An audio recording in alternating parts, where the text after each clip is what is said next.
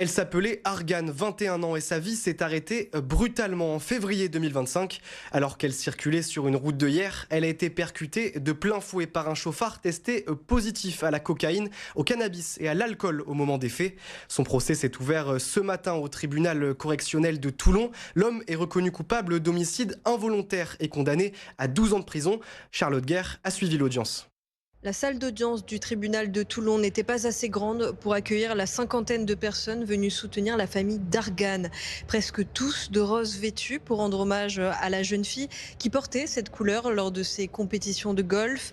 Une couleur qui dénote toutefois avec l'ambiance pesante dans la salle d'audience lors des rappels des faits, mais aussi des discours déchirants de la partie civile, sa maman Karine et sa petite sœur Soline. Je voulais surtout avoir l'occasion de m'exprimer devant la justice, m'exprimer devant ce monsieur. J'avais envie aussi de me confronter à lui. On n'a pas eu cette occasion depuis le décès. Et voilà, je voulais que la justice et ce monsieur entendent ce qu'est notre vie depuis un an. C'est tout un quotidien aussi qui change. On est passé de 4 à 3. Il manque une personne à table. Et c'est tout un quotidien qui change. Même quand je rencontre des gens, on va me demander « Ah, t'as des frères, t'as des sœurs ?» Je sais même plus ce que je dois répondre.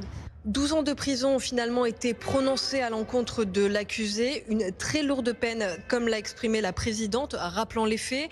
Homicide routier, sous l'emprise de stupéfiants et d'alcool, 2,9 grammes, récidive et outrage à agent.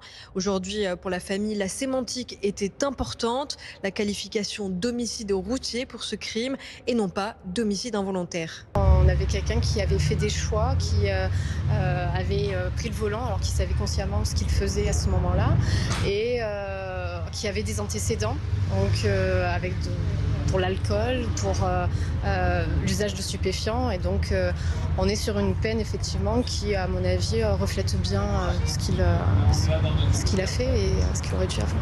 Comme la famille d'Argan l'a rappelé, elle ne veut pas que cette histoire soit un chiffre de plus sur une statistique nationale des accidents de la route. C'est sa dignité et sa vie qu'ils sont venus défendre, comme l'a déclaré sa maman à la barre. Pas de réaction du côté du prévenu qui est venu, je cite, prendre condamnation à la barre du tribunal.